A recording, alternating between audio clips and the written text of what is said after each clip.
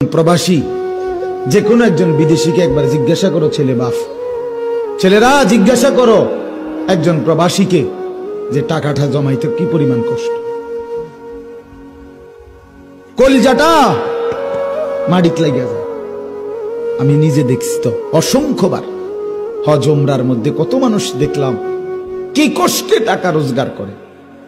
12 ঘন্টা ডিউটি করে, 12 ঘন্টা টানা, ওইখানে কোনো ফাঁকিবাজি নেই,